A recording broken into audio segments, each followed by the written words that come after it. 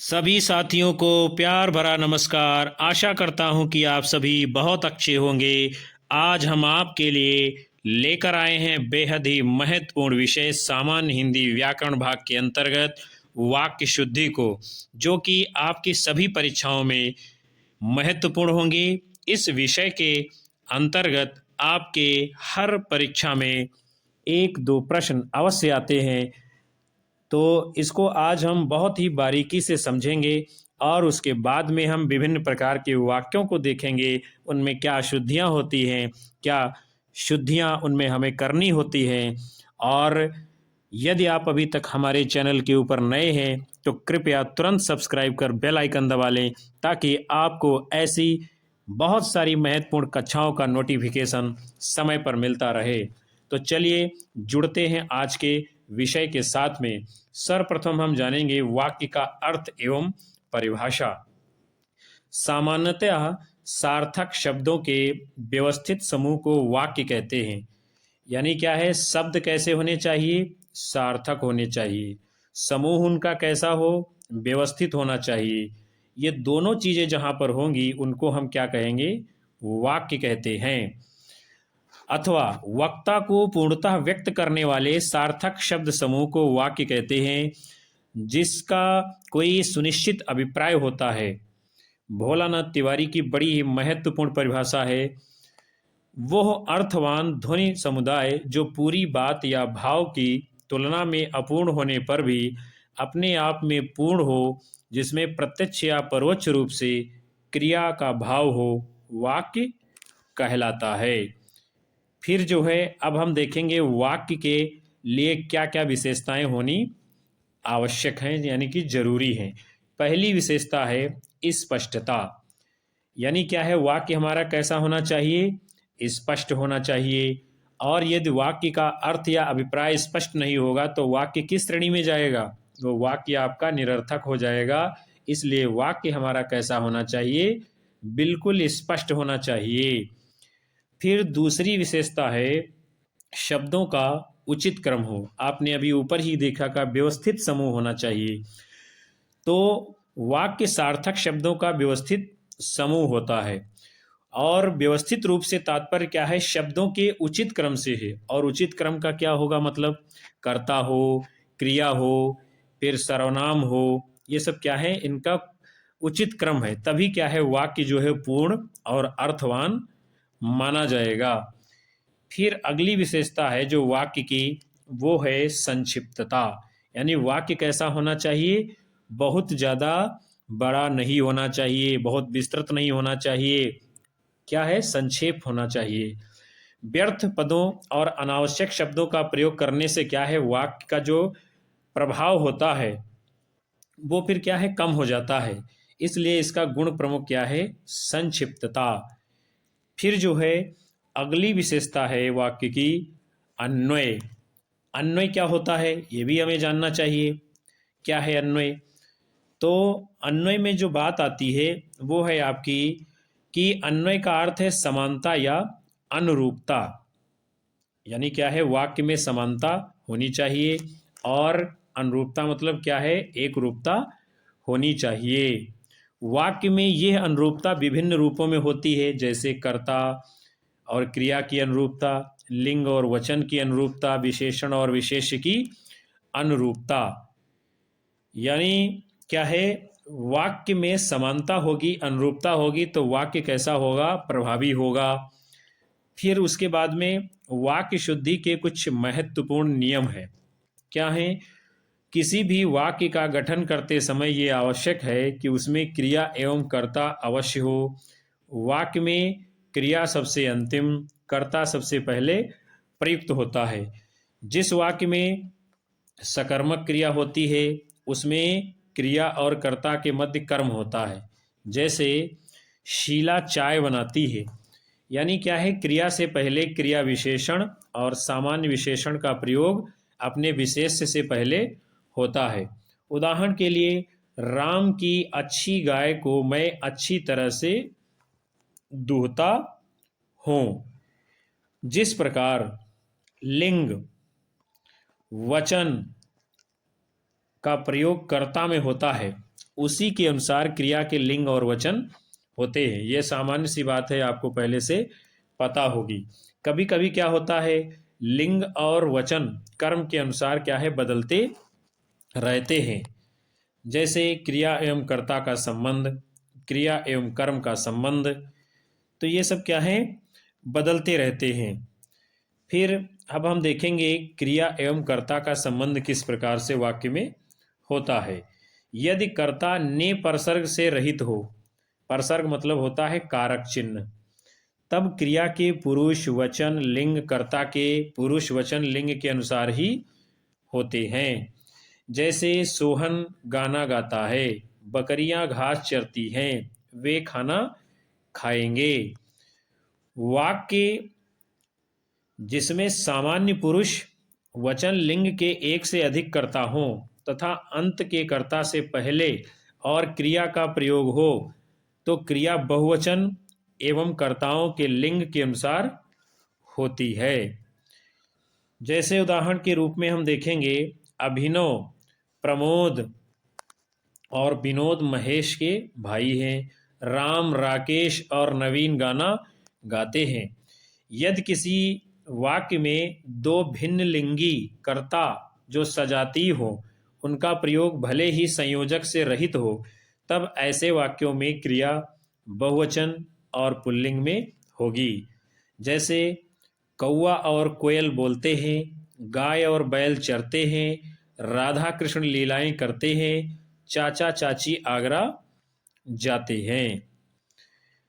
किसी वाक्य में यदि एक से अधिक कर्ता हो, तब क्या होगा, अलग अलग लिंग वचनों के हो और उनमें अंतिम कर्ता के अनुसार लिंग होगा और क्रिया कैसी होगी, बहुवचन की होगी। जैसे मोरनी और मोर नाचे, तो नाचे क्या है, बहुवचन है। वे छात्राएं और छात्र खेलते हैं क्या है, बहुवचन का बोध करा रहा है। किसी वाक्य में यदि दो अथवा दो से अधिक कर्ताओं के मध्य अथवा या वा आदि का प्रयोग हुआ हो, तो अंतिम कर्ता के लिंग और वचन के अनुरूप ही क्रिया के लिंग और वचन होंगे। जैसे वह या वैभव या अभिनव गाना गाएगा, श्याम का लड़का या गिरिराज की लड़की बाजार जाएगी। इसके उपरांत हम देखेंगे क्रिया एवं कर्म का संबंध। किसी वाक्य के कर्ता में यदि ने परसर्ग लगा हो और कर्म के अंत में को परसर्ग न हो, तो उस वाक्य में कर्म के लिंग वचन पुरुष के अनुसार ही क्रिया के लिंग और वचन पुरुष होते हैं। जैसे हम देखेंगे कि राम ने लेख लिख लिया है, मैंने अपना पाठ याद कर लिया है। फिर है वह वाक्य जिसमें कर्म परसर्ग रहित हो तथा क्रिया द्विकर्मक हो, तो उस क्रिया के लिंग वचन एवं पुरुष कर्म के लिंग वचन पुरुष के रूप में ही समान होंगे। राम ने मोहन को 10 पुस्तकें दी, विद्यार्थियों ने शिक्षक को प्रणाम किया। फिर है इस प्रकार के वाक्यों में क्रिया अन्य पुरुष पुल्लिंग और एक वचन की होती है, जिनमें कि कर्म एवं कर्ता दोनों में ही परसर्ग हो। वैभव ने हरि से कहा, तुमको वैभव से मिल लेना चाहिए। कर्ता में यदि कोई कारक चिन्ह हो और कर्म की जगह पर क्रिया से युक्त संज्ञा का प्रयोग हो, तो अन्य पुरुष एक वचन और पुल्लिंग में आएंगी। जैसे कि नीरज को खाना पकाना आता है, मुझे टहलना आनंददायक लगता है। उसी वाक्य में यदि एक से अधिक कर्म हो और वे समान लिंग एवं एक वचन के हो, तो ऐसे वाक्य में क्या होता है, क्रिया एक वचन की होगी। जैसे कि मैंने एक केला और एक अमरूद खाया। विभिन्न लिंग और एक वचनों के कर्म एक साथ प्रयोग किए गए हों, तो उसका लिंग अंत में कर्म के अनुसार होगा और क्रिया बहुवचन की होगी। जैसे कि मैंने बहुत से सेब और थोड़ी सी मौसमियाँ बेची, उसने लड़के और लड़कियां पढ़ाई। अब हम देखेंगे अव्यय संबंधी अशुद्धियां। वाक्य रचना में क्या होता है, कभी कभी अव्यय संबंधी भी त्रुटि देखने को मिलती है। जैसे वाक्य है मोहन पढ़ा, कृष्ण ने लेख लिखा, तो ये वाक्य क्या है? अशुद्ध है। फिर शुद्ध क्या होगा? मोहन पढ़ा और कृष्ण ने लेख लिखा। तो ये जो और आप देख रहे हो, और क्या है? ये अव्यय है। फिर है दूसरा वाक्य, वह विद्वान था और शास्त्रार्थ में हार गया। ये वाक्य क्या है? अशुद्ध है। शुद्ध रूप इसका क्या होगा? वह विद्वान था किंतु शास्त्रार्थ में हार गया। अब यहाँ ये जो किंतु लगा हुआ है, ये किंतु क्या है? अव्यय का काम कर रहा है। फिर है वाक्य अगला आपका, भारत में कुछ क्षेत्रों में वर्षा अधिक होती है, जैसे चेरापूंजी। अब ये वाक्य है अशुद्ध। शुद्ध क्या होगा? भारतवर्ष के कुछ क्षेत्रों में जैसे चेरापूंजी में वर्षा अत्यधिक होती है। अब हम देखेंगे सर्वनाम संबंधी अशुद्धियां। संज्ञा के स्थान पर प्रयोग किए जाने वाले शब्द सर्वनाम कहलाते हैं, आपको पता है पहले से। इसलिए सर्वनामों के पुरुष, लिंग, वचन उस संज्ञा के लिंग, वचन एवं पुरुष के ही समान होते हैं जिनकी जगह पर उनका प्रयोग होता है। जैसे वाक्य है उमा ने रमा से कहा, हमारे पति बहुत अच्छे हैं। ये वाक्य क्या है? अशुद्ध है। फिर शुद्ध क्या होगा? उमा ने रमा से कहा कि मेरे पति बहुत अच्छे हैं। क्योंकि होता क्या है? अपने लिए जो है हमारे का प्रयोग नहीं होता है, उसके लिए मेरे का प्रयोग होता है। फिर है अगला वाक्य, आप क्या कहते हो। ये वाक्य क्या है? अशुद्ध है। शुद्ध क्या होगा? आप यह क्या कहते हैं। फिर है राजीव गांधी नहीं रहा, वो महान पुरुष था। ये अशुद्ध वाक्य है। शुद्ध क्या होगा? राजीव गांधी नहीं रहे, वे महान पुरुष थे। यानी क्या है? जो हमसे बड़ा है, जो आदरणीय है, जो पूजनीय है, उसके लिए क्या है? आदर सूचक शब्द का प्रयोग करते हैं। रहा क्या है? इसमें आदर नहीं प्रकट हो रहा है। राजीव गांधी नहीं रहे, ये क्या है? रहे। इससे हमें आदर का भाव दिखाई पड़ रहा है। फिर है मैंने आप ही सब काम कर लिया। अशुद्ध है। शुद्ध क्या है? मैंने स्वयं ही सब काम कर लिया है। अपने लिए स्वयं का प्रयोग होता है, आपका प्रयोग नहीं होता है। आपका प्रयोग जो है किसी दूसरे के लिए होता है। वाक्य है रोज रोज वैसा ही होता रहता है। वो अशुद्ध है। शुद्ध क्या होगा? रोज रोज ऐसा ही होता रहता है। फिर हम आगे देखेंगे, अगला वाक्य है संभवतः आज कोई आएगी। गलत है। शुद्ध क्या होगा? संभवतः आज कोई आएगा। अगला है उन बहनों में कोई गाना बजाना नहीं जानता है। अशुद्ध है। शुद्ध क्या है? उन बहनों में कोई गाना बजाना नहीं जानती है। क्योंकि बहनों क्या है? इससे स्त्रीलिंग का बोध हो रहा है, इसलिए जानती होगा ना कि जानता, इसलिए ये गलत है। फिर है बाहर दरवाजे पर कौन खड़े हैं। गलत है। शुद्ध क्या होगा? बाहर दरवाजे पर कौन खड़ा है। फिर है वे छात्र जो शिक्षकों का आदर नहीं करता अपना नुकसान करता है। गलत है, पूर्णतः गलत है। शुद्ध क्या होगा? वे छात्र जो शिक्षकों का आदर नहीं करते अपना नुकसान करते हैं। फिर है अगले वाक्य हैं मैंने तेरे को बोला था। अशुद्ध है। शुद्ध क्या है? मैंने तुमको बोला था। ये मेरे और तेरे अपने वहाँ हिंदी व्याकरण में नहीं चलता है, इसलिए गलत है। फिर है मुझे कहा गया था। गलत है। शुद्ध क्या होगा? मुझसे कहा गया था। फिर है उसको पुत्र हुआ है। गलत है। शुद्ध क्या होगा? उसे पुत्र हुआ है। फिर है अगला तेरे को आज कहाँ जाना है। अशुद्ध है। शुद्ध क्या होगा? तुझे आज कहाँ जाना है। फिर है अगला वहाँ कोई खड़े हैं। गलत है। सही क्या है? वहाँ कोई खड़ा है। फिर और हम आगे वाक्य देखेंगे। वाक्य है तुम और मैं खाऊंगा। गलत है। शुद्ध क्या होगा? तुम और हम खाएंगे। वाक्य है उसका बड़ा भाई बीमार है, अशुद्ध है, शुद्ध क्या होगा, उसके बड़े भाई बीमार हैं। फिर है मैं गुरु जी पर श्रद्धा करता हूँ, गलत है, शुद्ध क्या होगा, मैं गुरु जी पर श्रद्धा रखता हूँ। श्रद्धा की नहीं जाती है, श्रद्धा रखी जाती है। मैं उसका बोल दूंगा, गलत है, शुद्ध क्या होगा, मैं उससे कह दूंगा। फिर और आगे वाक्यों को हम देखते हैं।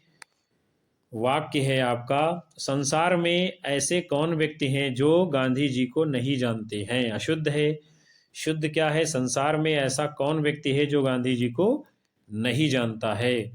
वाक्य है जो परिश्रम करेगी वो सफल भी होगी, गलत है। शुद्ध क्या है, जो परिश्रम करेगा वो सफल भी होगा। फिर है जो आपने कहा वो मैंने कर दिया, शुद्ध है। शुद्ध क्या है, जो आपने कहा वो सब मैंने कर दिया।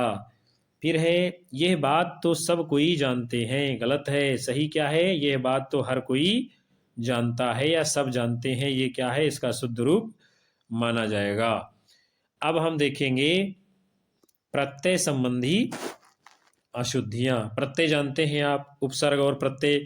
उपसर्ग किसी वाक्य के शब्द के पहले लगता है, और क्या है, प्रत्यय जो होता है वो शब्द के अंत में लगता है। तो हम देखेंगे प्रत्यय संबंधी अशुद्धियां। व्याकरण की दृष्टि से क्या होता है, कभी कभी हमें जब जानकारी नहीं होती है तो प्रत्यय संबंधी भी अशुद्धियां देखने को मिल जाती हैं। जैसे वाक्य है आपका, विरोधियों के द्वारा आलोचना किए जाने पर भी नेहरू जी की महत्व कभी कम न होगा, गलत है। सही क्या होगा, विरोधियों द्वारा आलोचना किए जाने पर भी नेहरू जी का महत्व कम नहीं होगा। यहाँ जो की लगा है ये गलत है, और यहाँ का लगा है इसलिए ये सही है। फिर है हमारे पूजनीय गुरुजी आज आएंगे, गलत है। सही क्या होगा, हमारे पूज्य गुरुजी आज आएंगे। अब ये क्या है, आप देख रहे हो जो पूजनीय लिखा हुआ है इसमें ये प्रत्यय है, ये इसीलिए यही अशुद्धि है, यही गलत है प्रत्यय संबंधी अशुद्धियों में। फिर है अगला वाक्य, दलाई लामा ने भारत से राजनैतिक शरण मांग की, यह अशुद्ध है। शुद्ध क्या होगा, दलाई लामा ने भारत से राजनीतिक शरण मांगी थी। फिर अब हम देखेंगे विशेषण विषयक अशुद्धियां। संज्ञा के समान ही क्या होता है, विशेषण को प्रयुक्त करने के समय भी अनुकूलता, आवश्यकता, लाभप्रदता, पूर्णता आदि की उपेक्षा बरती जाती है, इसीलिए वाक्य विन्यास में अशुद्धियां आ जाती हैं। और क्या है, इनको अगर हम सावधानी से नहीं देखेंगे तो क्या होगा कि विशेषण संबंधी भी अशुद्धियां हम वाक्य में कर बैठेंगे। जैसे वाक्य है आपका, राम का आचरण बुरा दुराचरण है, गलत है। शुद्ध क्या है, राम का आचरण बुरा है, यानी क्या है, इसमें दुराचरण की कोई आवश्यकता नहीं है, ये क्या है, अनावश्यकता का बोध करा रहा है। फिर है कोयल का कंठ सबसे मधुरतम है, गलत है। सही क्या होगा, कोयल का कंठ मधुर या मधुरतम है। फिर आगे हम वाक्य देखेंगे, आपकी कृति श्रेष्ठतम है, गलत है। सही क्या होगा, आपकी कृति श्रेष्ठ है। फिर है यहाँ कोई एक चित्र नहीं है, गलत है। सही क्या होगा, यहाँ कोई चित्र नहीं है। एक क्या है, ये अनावश्यक प्रयोग किया गया है। फिर हम देखते हैं असंगत विशेषण।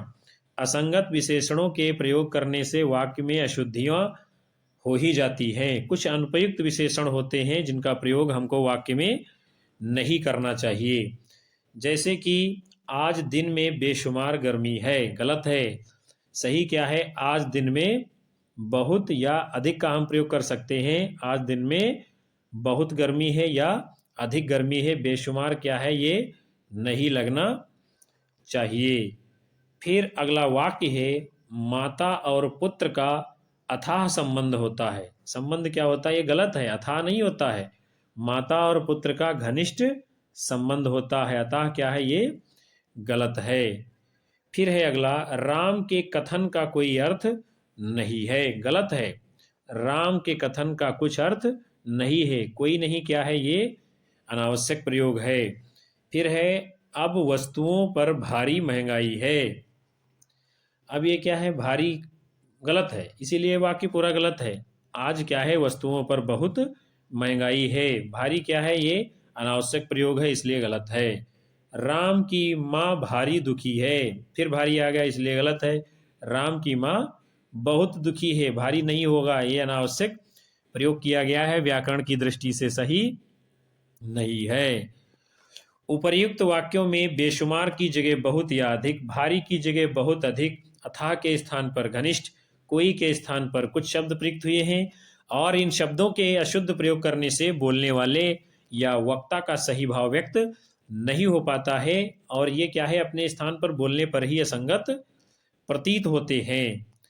फिर क्या है, पर्याय का अशुद्ध प्रयोग।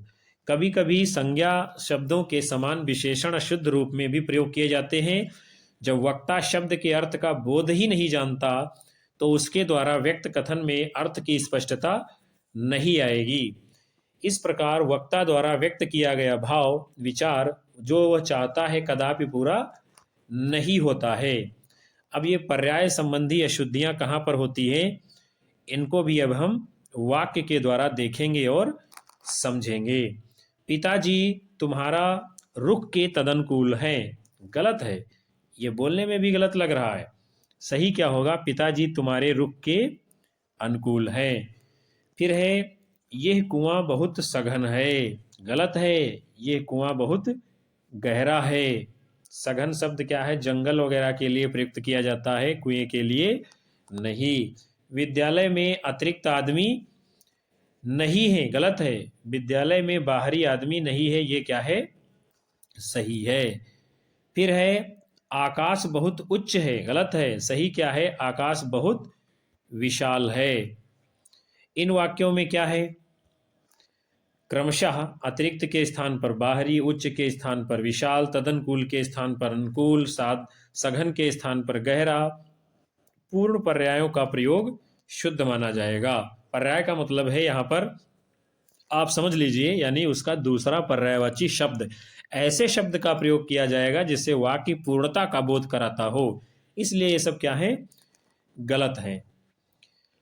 और ऊपर का उच्च बड़ा, तदनुकूल का समान, सघन का अधिक संख्या, उच्च का अर्थ पेड़, पहाड़, मकान, जहाज आदि कुछ भी हो सकता है, लेकिन क्या है, वो जिस भाव की विशेषता बताना चाह रहा है वो उसको बता नहीं पा रहा है। फिर है, विशेषण की एक वचन में पुनरावृत्ति से उत्पन्न अशुद्धियां। पुनरावृत्ति का मतलब क्या है, किसी चीज का या किसी वाक्य की जब हम बात कर रहे हैं तो वाक्य में होगा किसी शब्द का बार बार आ जाना वाक्य के अंतर्गत, तो इसमें भी क्या होता है, अशुद्धि हो जाती है। वार्तालाप के समय लोगों को अशुद्ध वाक्य बोलते देखा जाता है। अशुद्धि के रूप में ये हो जाता है कि बहुवचन के साथ तो विशेषण की पुनरावृत्ति होती है, एक वचन के साथ विशेषण की पुनरावृत्ति नहीं होती है, इसलिए बहुवचन के समान एक वचन में भी विशेषणों का बार बार प्रयोग किया जाता है। इसको भी हम वाक्य के द्वारा समझेंगे। अब कहाँ पर ये पुनरावृत्ति की अशुद्धियां देखने को मिलती हैं, जैसे है वाक्य, प्रत्येक स्थान पर एक एक व्यक्ति बैठे हैं। अब आप देख रहे हो ये एक एक जो दो बार आया है ये पुनरावृत्ति है, इसीलिए वाक्य गलत है। सही क्या होगा, प्रत्येक स्थान पर एक व्यक्ति बैठे। फिर है, अध्यापक ने अलग अलग प्रश्न पूछा। अब दो बार अलग अलग आया, ये क्या है, पुनरावृत्ति है एक ही शब्द की, इसलिए गलत है। सही क्या है, अध्यापक ने अलग प्रश्न पूछा, इसलिए ये सही है, इसमें एक बार अलग आया है। फिर है, सभी अपनी अपनी पुस्तकें पढ़ते हैं, फिर अपनी अपनी आ गया, ये गलत है, पुनरावृत्ति है अपनी शब्द की, दो बार आया है। सही क्या होगा, सभी अपनी पुस्तकें पढ़ते हैं। फिर है, बालकों ने अपने अपने घर खाना खाया। अब अपने अपने दो बार आ गया, यानी पुनरावृत्ति हो गई, इसलिए ये गलत है। सही क्या होगा, बालकों ने अपने घर खाना खाया। फिर कुछ है अनियमित प्रयोग, कहाँ देखने को मिलते हैं, विशेषण का प्रयोग निर्धारित नियमों को तोड़कर किया जाता है, इसलिए कुछ क्या होता है, अनियमितताएं हो जाती हैं। कैसी अनियमितताएं, रूप निर्माण संबंधी अशुद्धि, गलत अर्थ का प्रयोग करने से उत्पन्न अशुद्धि, एक वचन के साथ विशेषण को दोहराने से उत्पन्न अशुद्धि, स्थान का क्रम परिवर्तन करने से उत्पन्न अशुद्धि, क्रम संख्याओं को अंकित करते समय की गई असावधानी के कारण उत्पन्न अशुद्धि। फिर विशेषण निर्माण संबंधी अशुद्धियों को अब हम देखेंगे। विशेषण की रचना करते समय भी क्या होता है, अशुद्धियां आ जाती हैं, इसलिए विशेषण का प्रयोग गलत होता है। कैसे गलत होता है इसको अब हम उदाहरण से जानेंगे। वाक्य है आपका, शत्रु को धीर व्यक्ति ही मार सकता है, गलत है। सही क्या है, शत्रु को वीर व्यक्ति ही मार सकता है, यानी क्या है, ये धीर गलत है और वीर सही है। फिर है पिताजी आज ठगित हो गए, गलत है। पिताजी को आज ठग लिया गया, ये सही है। पढ़ना एक आवश्यकीय कार्य है, गलत है, ये आवश्यकीय नहीं होता है। पढ़ना एक आवश्यक कार्य है, ये सही रूप है। पाक विजित नहीं हुआ, गलत है। पाक विजयी नहीं हुआ, विजित शब्द गलत है, विजयी शब्द सही है। मेरी कविता छपित हो रही है, ये छपित आ गया, गलत है। पूरा वाक्य गलत हो गया यहीं से। सही क्या है, मेरी कविता मुद्रित हो रही है। मुद्रित मतलब, मुद्रित का अर्थ ही है छपना, प्रकाशित होना।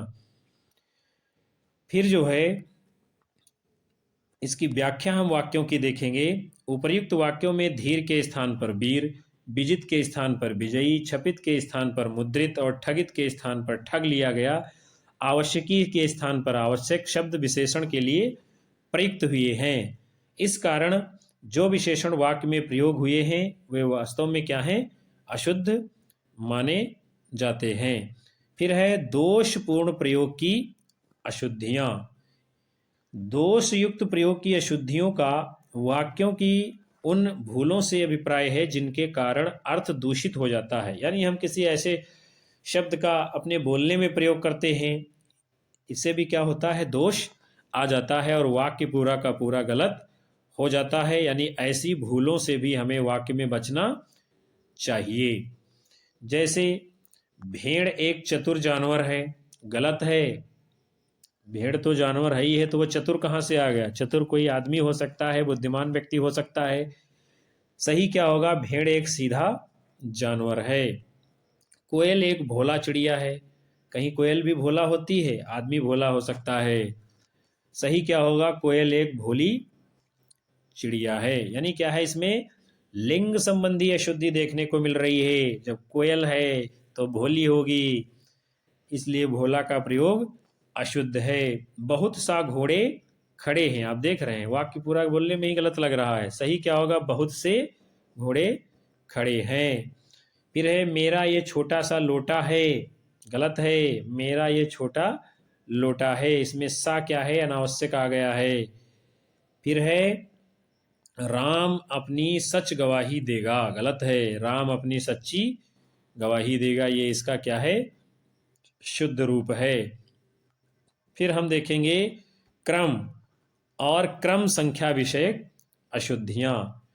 यदा कदा होता क्या है, लोग क्रम और क्रम संख्या विषयक भी अशुद्धियां कर बैठते हैं। इनमें भी क्या है, व्यक्ति को सावधानी बरतनी चाहिए। जैसे उदाहरण से देखेंगे, वाक्य है आगे ऊंचे एक पहाड़ी मिलेगी, गलत है। सही क्या है, आगे एक ऊंची पहाड़ी मिलेगी, यानी क्या है, ये क्रम इसमें गलत है। फिर है पांचवा अध्याय पढ़िए, गलत है। पंचम अध्याय पढ़िए, ये क्या है, सही है। सुंदर ऐसी लड़की देखी कभी नहीं थी, आप देख रहे हैं पूरा क्रम वाक्य का बिगड़ा हुआ है। सही क्या होगा, ऐसी सुंदर लड़की कभी देखी नहीं थी। फिर है सस्ती खरीदी वस्तु देर से खराब होती है, गलत है। सही क्या है, सस्ती खरीदी वस्तु जल्दी खराब होती है। फिर है उत्तम ऐसी पुस्तक कभी नहीं मिली, क्रम पूरा बिगड़ा हुआ है, गलत है। सही क्या है, ऐसी उत्तम पुस्तक कभी नहीं मिली, ये क्रम सही है। 12वां कक्षा शांत है, गलत है। सही क्या है, 12वीं कक्षा शांत है। अब हम देखेंगे क्रिया विषयक अशुद्धियां। हिंदी भाषा में क्रिया का प्रयोग भी सावधानी से ना करने पर क्या होता है, वाक्य अशुद्ध हो जाएगा, असंगत हो जाएगा। यानी क्या है, वाक्य में निष्क्रियता आ जाएगी और उसका अर्थ बिगड़ जाएगा, और उस वाक्य जिस उद्देश्य से बोला जाता है वो उद्देश्य भी सफल नहीं होगा। इसलिए क्या है, क्रिया विषयक भी अशुद्धियों को हमें ध्यान रखना चाहिए। इसमें भी क्या है, व्यर्थ का क्रियापद यानी अनावश्यक कोई क्रियापद जोड़ देना, जिनका वहां पर कोई औचित्य और मतलब नहीं है, जिनका वहां पर प्रयोग नहीं होना चाहिए। जैसे कि वाक्य है, मछली को स्थिर कहकर पुकारना असंगत है, गलत है। सही क्या है, मछली को स्थिर कहना अनुचित है, यानी असंगत क्या है, नहीं होना चाहिए, अनुचित सही है। फिर है, इस प्रश्न का हल करने की आवश्यकता है, गलत है। इस प्रश्न के हल की आवश्यकता है, ये रूप इसका सही है। राम इसको कहे बिना नहीं रह सकता है, गलत है। राम यह कहे बिना नहीं रुक सकता है, ये क्या है, सही है। घर में कैसा जोर का कलह चल रहा है, गलत है। सही क्या है, घर में कैसा कलह चल रहा है। अब हम देखेंगे आवश्यक प्रयोग न करने से होने वाली अशुद्धियां। जैसे ये देखा जाता है कि वाक्य को पूरा तथा सार्थक करने के उद्देश्य से कोई क्रियायुक्त पद या समूह अवश्य रहता है, लेकिन असावधानी के कारण उनको अनदेखा कर दिया जाता है और उनका कथन क्या है, निरर्थक सा लगने लगता है, और कथन जो है अवगुण युक्त हो जाएगा और क्या है, वाक्य अधूरा रह जाता है। जैसे वाक्य हम देखेंगे, कल मैं चाय तथा नमकीन नहीं पी खा सकूंगा, ये वाक्य क्या है, गलत हो चुका है। सही क्या है, कल मैं चाय तथा नमकीन नहीं खा सकूंगा। चूंकि क्या है, चाय पी जाती है, नमकीन खाई जाती है, और यहाँ पर क्या है, नमकीन भी पीने की बात की जा रही है, नमकीन नहीं पी सकूंगा, इसलिए गलत है ये। फिर है, धोती उतार जाओ, गलत है। सही क्या है, धोती उतार कर जाओ। दाल मोठ तथा पेठा के साथ दूध पीकर आगे चले, गलत हो गया। कितना मजेदार वाक्य है। सही क्या है, दाल मोठ तथा पेठा के साथ दूध खा पीकर आगे चले, ये क्या है, इसका शुद्ध रूप है। फिर हम देखेंगे बेमेल क्रियापदों के कारण होने वाली अशुद्धियां, यानी क्या है, एक सा भाव व्यक्त करने वाली क्रियाओं का वाक्य में प्रयोग करने में क्या है, औचित्य को ध्यान में रखा जाए। जिस प्रकार सर्वनाम विशेषण संज्ञा के अधूरे पर्यायों का प्रयोग करने से वाक्य गलत हो जाता है, वैसे ही क्रिया के विषय में भी हमको ध्यान रखने की आवश्यकता होती है। जैसे वाक्य के द्वारा हम समझेंगे, श्री मुकेश को अभिनंदन ग्रंथ प्रदत्त किया गया, ये क्या है, गलत है। श्री मुकेश को अभिनंदन ग्रंथ भेंट किया गया, ये सही वाक्य है। प्रधानाचार्य से प्रश्न पूछिए, गलत है। प्रधानाचार्य से प्रश्न कीजिए, ये वाक्य क्या है, सही है। बाघ और बकरी एक घाट पानी पीते हैं, गलत है। बाघ और बकरी एक घाट पर पानी पीते हैं, ये सही है। उसने उनके गले में एक गेंदे की माला डाल दी, गलत है। सही क्या है, उसने उनके गले में गेंदे की एक माला डाल दी। फिर है, अगला वाक्य है, आज वह खाना ले रहा है, गलत है। सही क्या है, आज वो खाना खा रहा है। उसे पानी खाना चाहिए। आप जानते हैं, आपने कभी खाया है क्या पानी को, सुना है कोई व्यक्ति पानी खा रहा है। सही क्या है, उसे पानी पीना चाहिए। देखो सड़क भी पार हो गई, गलत है। देखो सड़क पार कर ली, ये रूप इसका सही है। क्योंकि सड़क निर्जीव है, वो पार नहीं होगी, यानी सड़क पार नहीं जाएगी। आपको सड़क को पार करना है, आप सजीव हैं, इसलिए वाक्य क्या है, गलत है। फिर हम देखेंगे अगला वाक्य है, बंदूक एक बहुत उपयोगी शस्त्र है, गलत है। बंदूक एक उपयोगी अस्त्र है, इसको भी आप जान लीजिए।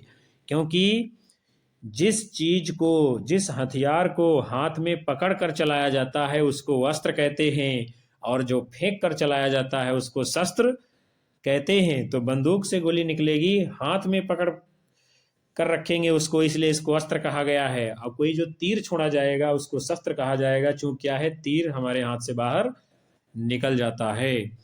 फिर है, मैं गाने की कसरत कर रहा हूँ, गलत है। कसरत कहीं गाने में होती है, मैं गाने का रियाज यानी अभ्यास किया जाता है, इसलिए ये सही है। वहाँ भारी भरकम भीड़ जमा थी, गलत है। सही क्या है, वहाँ भारी भीड़ जमा थी, यानी भरकम ये अनावश्यक शब्द आ गया है। फिर है अगला, देश की वर्तमान मौजूदा अवस्था ठीक नहीं है, गलत है।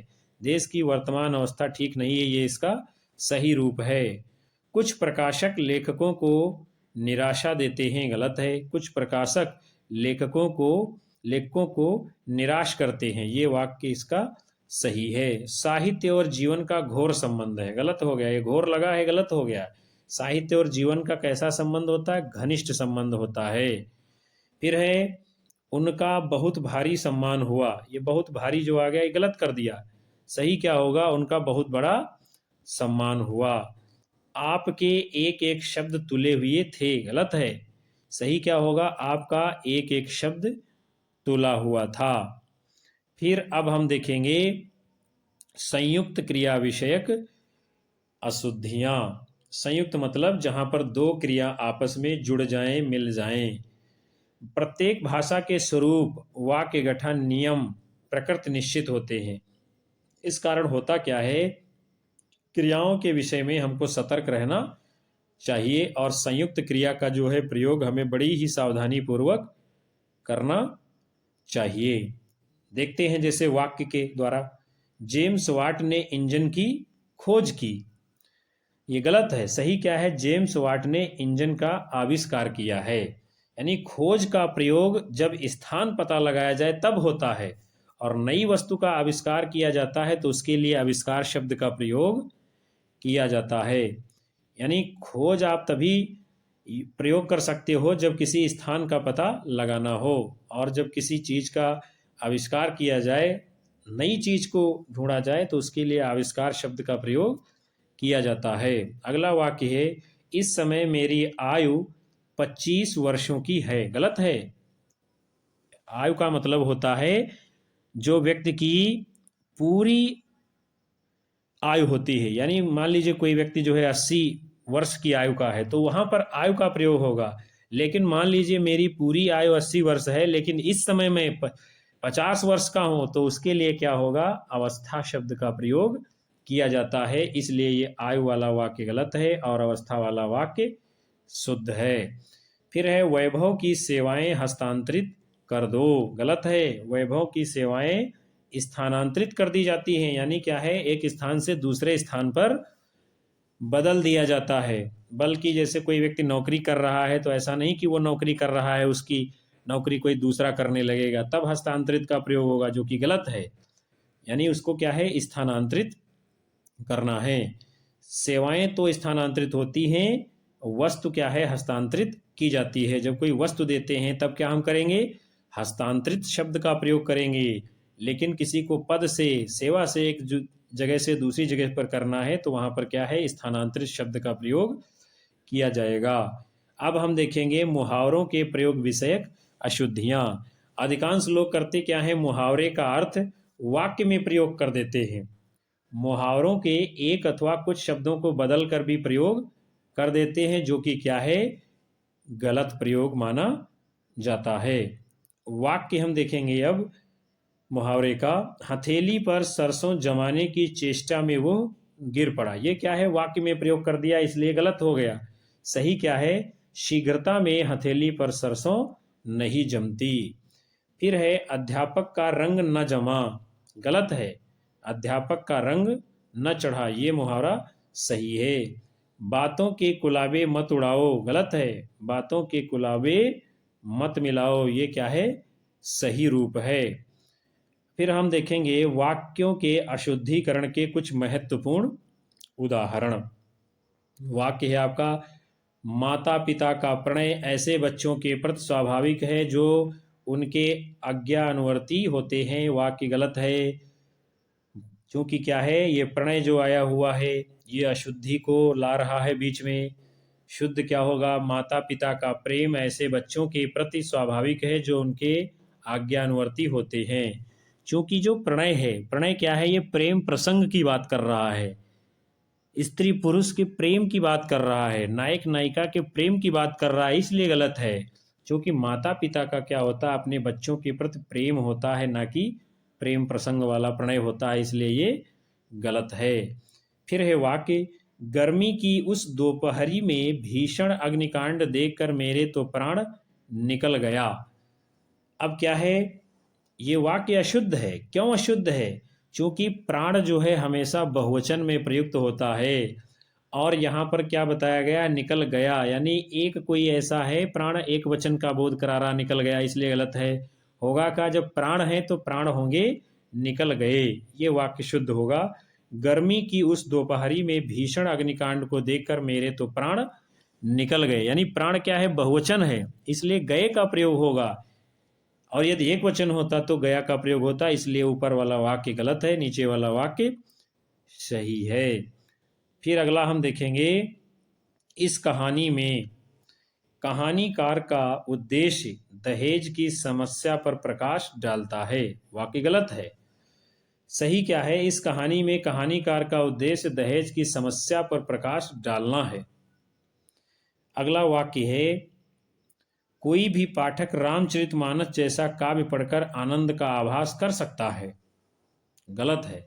सही क्या है वाक्य, कोई भी पाठक रामचरितमानस जैसा काव्य पढ़कर आनंद का अनुभव लाभ कर सकता है, यानी आनंद का आभास नहीं होता है, आनंद का अनुभव होता है। फिर जो है अगला वाक्य हम देखेंगे, संक्षेपीकरण करने की कला में पारंगत होने के लिए विद्यार्थियों को इसका निरंतर अभ्यास करना चाहिए। गलत है वाक्य। शुद्ध वाक्य क्या होगा, संक्षेपीकरण में पारंगत होने के लिए विद्यार्थियों को इसका निरंतर अभ्यास करना चाहिए। फिर अगले वाक्य हैं, आपका पत्र मिला और आशा करता हूं कि भविष्य में भी इसी प्रकार तुम्हारा पत्र मिलता रहेगा। ये वाक्य क्या है, अशुद्ध है। सही क्या होगा, आपका पत्र मिला, आशा करता हूं कि भविष्य में भी इसी प्रकार आपका पत्र मिलता रहेगा, यानी जो हमसे बड़ा है, जो हमसे आदरणीय है, उसके लिए हम तुम्हारा का प्रयोग नहीं कर सकते हैं। इसीलिए व्यक्ति क्या करता है, बात बात में जो भी अपने से बड़ा होता है, जो भी अपने से आदरणीय होता है, उसके लिए क्या है, आपका या आप शब्द का प्रयोग करते हैं हम। फिर है, बुरे से बुरा आदमी अपने पारिवारिक सदस्यों के प्रति सद्भाव रखता है। वाक्य अशुद्ध है। शुद्ध क्या होगा, बुरे से बुरा आदमी भी अपने पारिवारिक सदस्यों के प्रति सद्भाव रखता है। फिर अगला वाक्य है, जब से मिठाई घर में आई है तब से विनय मिठाई खाने के लिए सत्याग्रह कर रहा है। अब आप देख लीजिए, सत्याग्रह कौन करता है, इसीलिए वाक्य शुद्ध है। सत्याग्रह होता कोई आंदोलन करता है, कोई धरना प्रदर्शन करता है, कोई बहुत बड़े आंदोलन को चलाता है, वो लोग सत्याग्रह करते हैं। लड़का घर में मिठाई खाने के लिए ऐसा तो नहीं धरने के ऊपर बैठ गया कि जब तक हमें मिठाई नहीं मिलेगी तब तक जो है हम एक हफ्ते तक धरना चलाते रहेंगे, यानी इसीलिए वाक्य क्या है, अशुद्ध है। सही क्या होगा, जब से मिठाई घर में आई है तभी से विनय मिठाई खाने के लिए जिद कर रहा है। फिर है, ये जरूरी नहीं है कि गरीब घर में पैदा होने वाला चालक आजन्म पर्यंत गरीब ही रहे। ये वाक्य क्या है, गलत है। सही क्या होगा, ये जरूरी नहीं है कि गरीब घर में पैदा होने वाला बालक आजन्म गरीब ही रहे। आजन्म का मतलब ही है जन्म पर्यंत, इसलिए आजन्म पर्यंत शब्द का प्रयोग क्या है, अशुद्ध है, अतिरिक्त है, अनावश्यक है, इसलिए ये वाक्य गलत है। फिर जो है अगला वाक्य है कि यह एकदम असंभव सा प्रतीत होता है कि सामने शिकार देखकर भी शेर चिंघाड़ना शुरू न करे। अब ये क्या है, गलत है, क्योंकि शेर जो होता है वो चिंघाड़ता नहीं है। शेर का काम क्या है, वो दहाड़ता है अपने शिकार को देखने के बाद में, इसलिए वाक्य गलत है। सही क्या होगा, यह असंभव सा प्रतीत होता है कि सामने शिकार देखकर भी शेर दहाड़ना शुरू न करे, यानी चिंघाड़ना गलत है, दहाड़ना सही है शेर के लिए, इसलिए क्या है, ये वाक्य शुद्ध है। तो साथियों, आज आपने वाक्य शुद्धि विषय को पूरी तरीके से जाना, समझा, देखा, तमाम प्रकार के वाक्यों को देखा, अशुद्ध वाक्यों को देखा, शुद्ध वाक्यों को देखा। आशा करता हूँ कि आज का विषय आपको समझ में आया होगा। तो कृपया वीडियो को लाइक, शेयर, कमेंट अवश्य करें। और यदि अभी तक आप हमारे चैनल के ऊपर नए हैं तो कृपया तुरंत सब्सक्राइब कर बेल आइकन दबा लें, ताकि ऐसी ही आने वाली महत्वपूर्ण कक्षाओं का नोटिफिकेशन आपको समय पर मिलता रहे। और अपनी राय हमें कमेंट बॉक्स में अवश्य दर्ज करें, आपको किस प्रकार की, किस विषय पर आगे कक्षाएं चाहिए, ताकि हम और अधिक सुधार के साथ में अगली कक्षा आपके सम्मुख रख सकें। तब तक के लिए नमस्कार, धन्यवाद, जय हिंद।